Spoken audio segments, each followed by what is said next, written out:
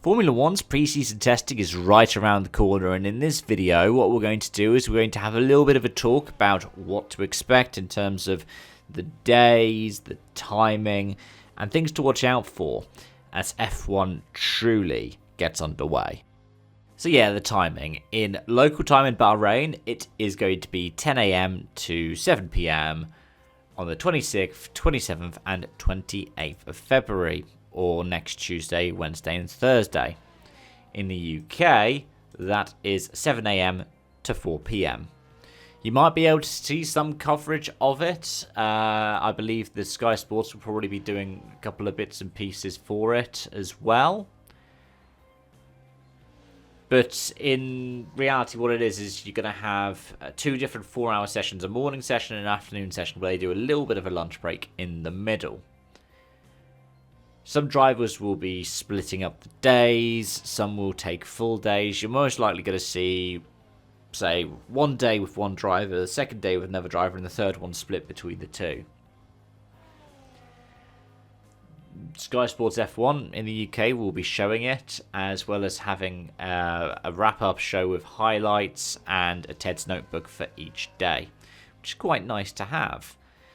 It means that you'll be able to have a look through everything that's going on, and it's got some quite good coverage, especially in contrast to the WEC prologue, which has a wrap-up show for it, but only has live timing available for it, which, again, if you don't have Sky Sports F1, for example, or your local broadcaster isn't doing live broadcasts of the days of testing, you'll be able to find those highlights on social media as well. In terms of things to watch out for, the timesheet isn't necessarily the thing that's telling. In fact, at the peak of Mercedes' domination in the 2017 to 2019 period, Mercedes wasn't typically at the top of the timesheets. Ferrari often tried to get the headline time. Sometimes Red Bull would be up there. But that's because Mercedes was more focused on reliability, making sure everything worked fine, making sure that if you did something different to the setup, that the expected outcome would happen. So if you stiffen the front, you're more likely to have a certain impact on the handling compared to stiffening the rear. That dropping the ride height at the back might be more likely to cause understeer. You might be more likely to get a floor strike. What's going to happen in terms of porpoising, which is a phenomenon we haven't talked about as much over the past couple of seasons as we did in 2022, but it could be something that happens.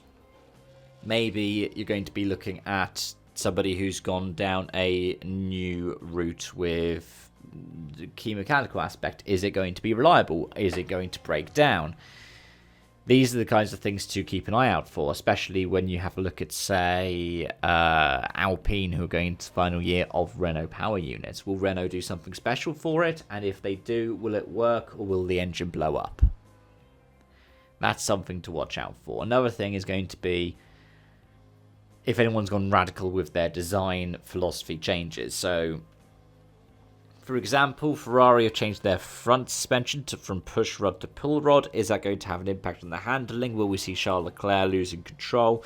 It's not going to necessarily have too much. What they're going to be hoping for is it will have a positive impact on, say, the setup window. McLaren apparently going more anti-dive on the front. So if you see that it's bobbing a bit more at the front under braking, that's something to look out for. Something that I heard the race talking about was the flexible wings, because more stringent tests are coming in on the rear wings for Australia, but on the front wings for Barcelona, which means people will likely be, and you'll probably find that a lot of the press will do this, keeping an eye to see if a McLaren wing bends more than a Red Bull wing, bends more than a Mercedes wing, bends more than a Ferrari wing. Because if somebody is going aggressive for the first 8 races and then changing it for the other 2/3 of the season, that's something to keep an eye out for. Likewise, if you find that somebody's front wing on one day does this and then on the other day does that, maybe they're testing both specs. Especially in the cost cap era, that is something worth keeping an eye on. But what I'm going to do now is wrap it up for this video. Thank you so much for watching and joining, folks. And let me know any predictions you have in the comment section. Till next time, is bye-bye for now.